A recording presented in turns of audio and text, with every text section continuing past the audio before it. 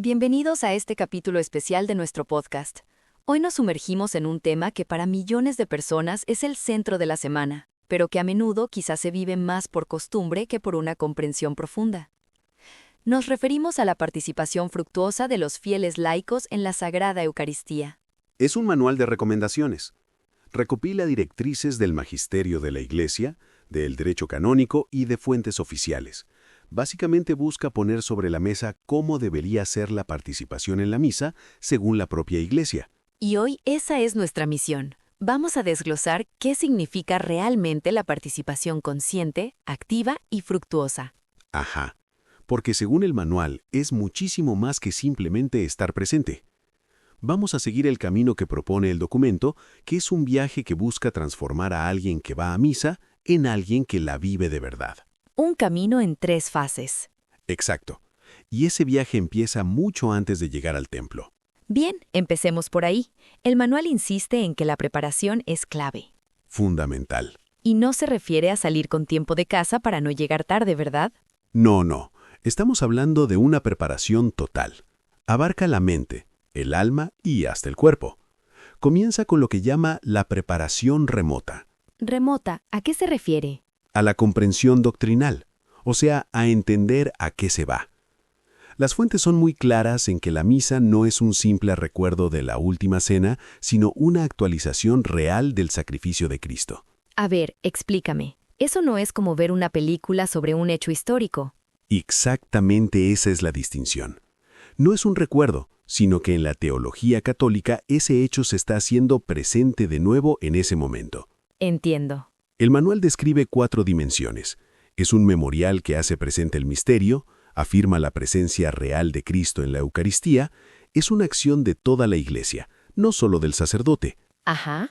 Y es un banquete que nos une. Entender esto es el primer paso para no ser, como dice el texto, un extraño o mudo espectador. Me gusta mucho esa imagen. Es como si te dieran el mapa del territorio antes de entrar a explorarlo.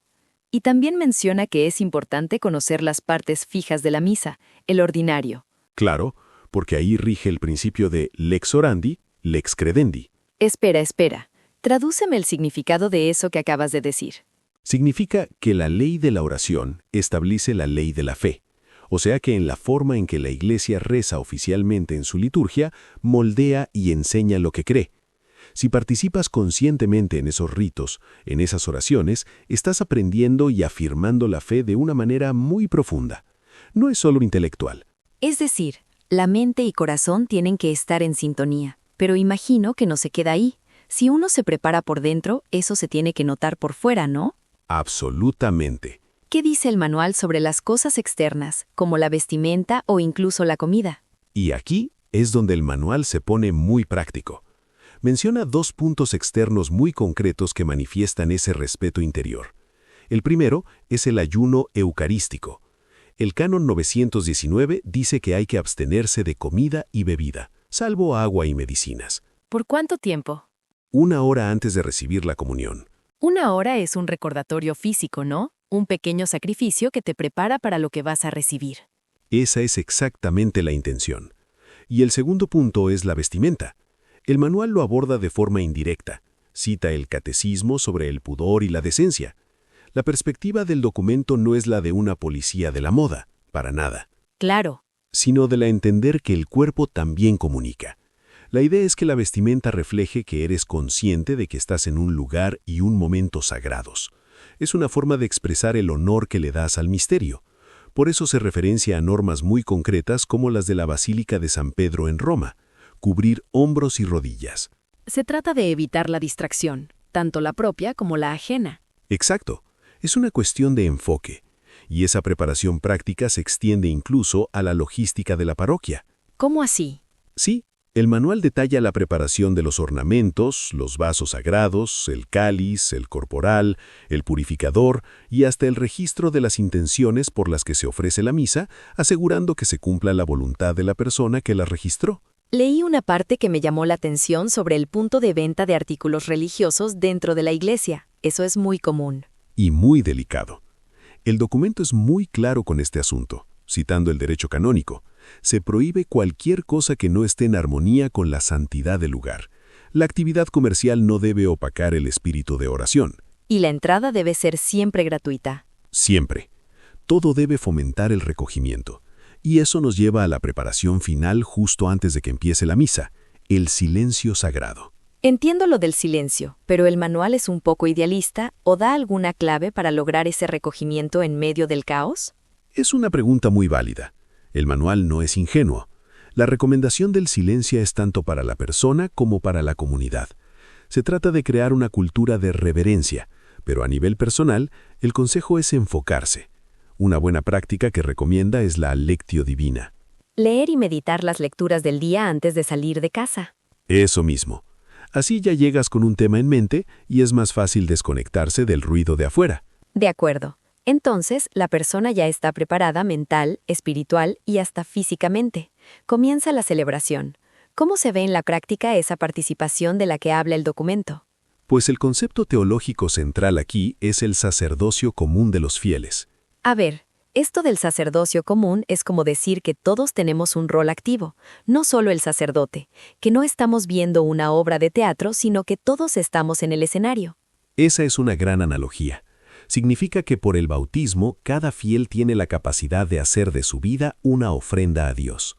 La misa es el momento cumbre donde esa ofrenda personal se une a la ofrenda perfecta de Cristo en el altar. Aunque el sacerdote actúa in persona Christi, es decir, en la persona de Cristo, es el que consagra. O sea que el embotellamiento de tráfico que sufrí esta mañana o un proyecto estresante del trabajo, en lugar de ser solo algo negativo, se puede ofrecer y darle un sentido dentro de la misa. Esa es exactamente la idea, unir lo pequeño y cotidiano de tu vida al sacrificio más grande de todos. Y esta participación se expresa de forma visible a través de varios ministerios o roles específicos. Hablemos de cada uno de ellos, porque el manual los presenta no como simples ayudantes, sino como funciones litúrgicas con su propia dignidad. Precisamente. Por ejemplo, los acólitos o servidores del altar ayudan directamente al sacerdote. Llevan la cruz, los cirios, presentan los dones. Se les exige una reverencia máxima porque están en proximidad directa al misterio eucarístico. Luego está el ministerio del canto. Se cita a San Agustín, quien canta, ora 2 veces. Pero no vale cualquier canción, me imagino, ¿no? Claro. El manual especifica que la música no debe ser profana ni con ritmos o estilos que recuerden a música secular. Los textos deben tener inspiración bíblica o litúrgica. El canto no es una animación ni para entretener, es parte integral de la oración y de la liturgia. Entiendo. De hecho, el manual valora que la asamblea pueda cantar algunas partes fijas en latín, como el Sanctus o el Agnus Dei, para sentir la unidad con la Iglesia en todo el mundo. Y luego están los lectores. Ser lectora no es solo tener buena voz para que te escuchen hasta el fondo. Para nada. El manual enfatiza que proclamar la palabra de Dios es un ministerio. El lector debe prepararse, entender lo que lee y proclamarlo con claridad y convicción, porque presta su voz a Dios para que hable a su pueblo. Y por eso la insistencia en que se debe leer desde el leccionario, que es un libro litúrgico digno y no desde hojas sueltas. Justamente. También están los ministros extraordinarios de la Sagrada Comunión. La palabra extraordinario es la clave de todo. Significa que solo deben actuar en situaciones fuera de lo común. ¿Cómo cuáles? Cuando hay una necesidad real, o porque faltan ministros ordinarios, que son los obispos, sacerdotes o diáconos, o porque el número de fieles es tan grande que la misa se prolongaría demasiado.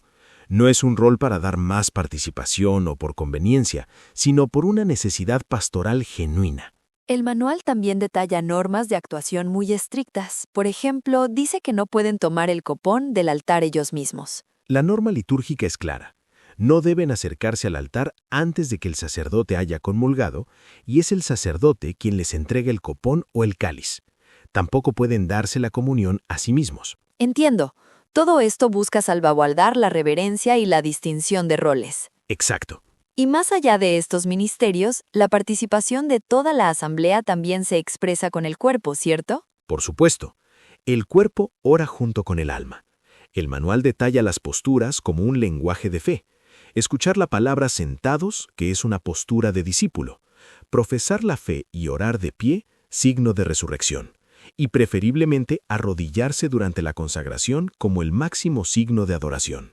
Incluso menciona el rito de la paz. Sí, y pide que sea un gesto sobrio y fraterno, sin salir de su lugar.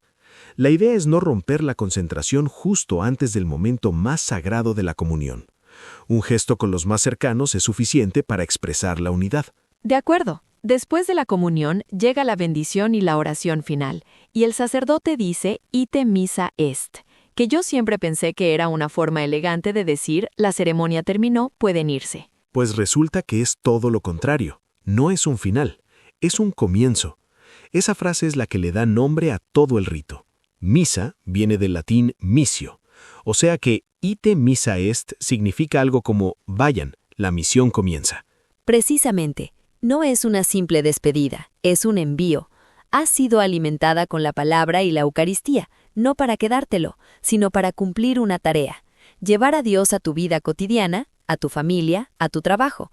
La celebración no termina, se transforma y sale a la calle con cada persona. ¿Y cómo se supone que debe vivirse esto durante la semana? ¿El manual da alguna pista concreta? Da dos muy importantes. La primera es inmediata. No salir corriendo del templo en cuanto el sacerdote desciende del presbiterio. El manual recomienda dedicar unos minutos a la oración personal de acción de gracias. Dejar que se asiente lo que se ha recibido. Exacto. Y la segunda es durante la semana. Habla de una forma de vida eucarística. Suene muy bien, pero ¿qué significa en la práctica? Significa releer la misa. Es un concepto muy potente.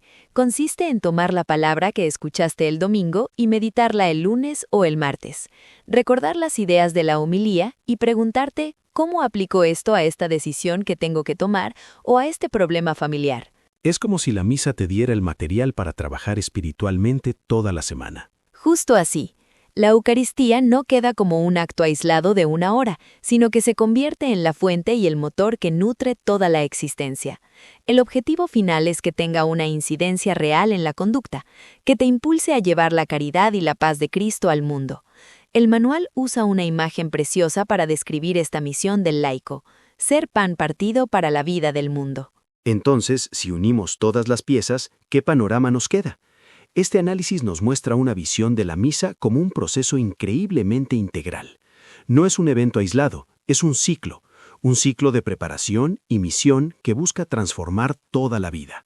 Y lo fascinante es cómo cada norma, cada detalle que discutimos, desde el ayuno y la vestimenta hasta la función de cada ministro, está diseñado con un propósito teológico muy claro: asegurar que el culto sea digno, sobrio y respetuoso, y sobre todo, que el participante se una de la forma más íntima posible al misterio que se celebra, para que pueda llevar sus frutos al mundo. El manual concluye que la observancia de estas normas no es un formalismo vacío, sino la garantía de que el misterio más grande de la fe se celebra con la dignidad que merece. Exacto, para la gloria de Dios y la santificación de las personas. Y esto nos deja con una pregunta importante para reflexionar. Sí, si la liturgia, según estas fuentes, está diseñada para ser una experiencia tan profundamente transformadora para el individuo, la pregunta que queda abierta es ¿cómo se debería verse esa transformación? Cuando crece como levadura, cuando se multiplica. ¿Cómo se debería manifestarse no solo en la vida personal de cada uno, sino en el tejido de una comunidad, de una sociedad entera? Hasta nuestro próximo episodio.